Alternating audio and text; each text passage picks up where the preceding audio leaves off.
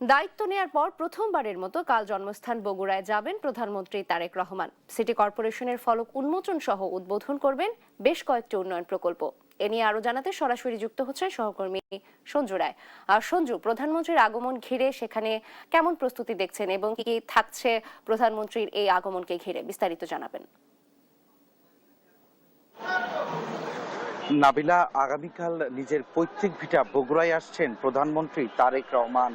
ঘরের ছেলেকে বরণে শেষ সময়ের সাজসজ্জা এবং প্রস্তুতিতে ব্যস্ত সময় পার করছে বগুড়ার প্রশাসন থেকে শুরু করে বিএনপি নেতাকর্মী এবং সাধারণ মানুষেরা। আপনি জানেন যে আগামীকাল কিন্তু বগুড়ায় প্রধানমন্ত্রী এক গুচ্ছ উন্নয়ন প্রকল্প সাথে নিয়ে আসছেন। একদিনের সরকারি সফরে বগুড়াকে দেশের ১৩তম সিটি কর্পোরেশন হিসেবে ঘোষণা সহ নিজের পৈতৃক ভিটা বাগবাড়িতেও যাবেন প্রধানমন্ত্রী তারেক রহমান। আমি বর্তমানে রয়েছি বগুড়া পৌরসভায়। 1876 সালে মাত্র 4টি ওয়ার্ড নিয়ে গঠিত এই পৌরসভা কিন্তু দীর্ঘ বছর আগেই আয়তন, জনসংখ্যা কিংবা রাজস্ব আয়ে সিটি কর্পোরেশন হওয়ার যোগ্যতা অর্জন করলেও দীর্ঘ বছর শুধুমাত্র রাজনৈতিক উন্নয়ন বৈষম্যে এই বগুড়া পৌরসভাকে সিটি কর্পোরেশন ঘোষণা করা হয়নি। সর্বশেষ এই পৌরসভাকে সিটি কর্পোরেশনে উন্নীত করার যে উদ্যোগ, তা কিন্তু বর্তমান প্রধানমন্ত্রী তারেক রহমানই নিয়েছিলেন এবং সেই উদ্যোগেরই ফলশ্রুতিতে আগামীকালকে আনুষ্ঠানিকভাবে বগুড়াকে সিটি কর্পোরেশন হিসেবে ঘোষণা করা হচ্ছে।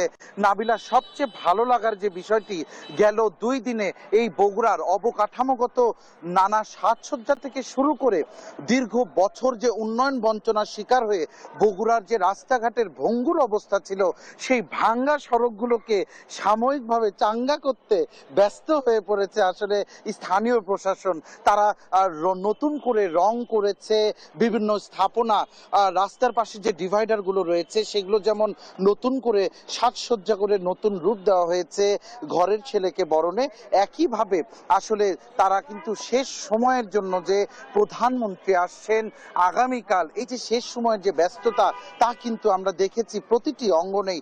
বগুড়া পৌরসভা ছাড়াও আপনি জানেন নাবিলা যে শহরের আলতাফুন্নেসা খেলার মাঠে জনসভা স্থলে কিন্তু তিনি বক্তব্য রাখবেন। সেই জনসভা স্থলের যে প্রস্তুতি, সেটিও কিন্তু ইতিমধ্যেই সম্পন্ন হয়ে গেছে। শুধু তাই নয়, এই পৌরসভায় এসে যে সিটি কর্পোরেশনের ফলক উন্মোচন করবেন, সেই ফলক উন্মোচন অনুষ্ঠানের প্রস্তুতিও কিন্তু এখন চলছে।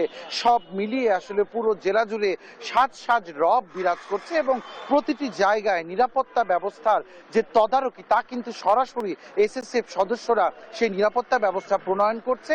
পাশাপাশি জেলা প্রশাসক, জেলা পুলিশ সুপার, তারা প্রতিটি জায়গায় প্রধানমন্ত্রীর জন্য যে অনুষ্ঠান সূচি, সেই অনুষ্ঠান সূচিতেও কোনো ধরনের কমতি রাখতে চায় না এবং যেহেতু খুব টাইট শিডিউল থাকছে প্রধানমন্ত্রীর একদিনের সরকারি সফরেই, অনেকগুলো উন্নয়ন কর্মসূচি তিনি উদ্বোধন করবেন।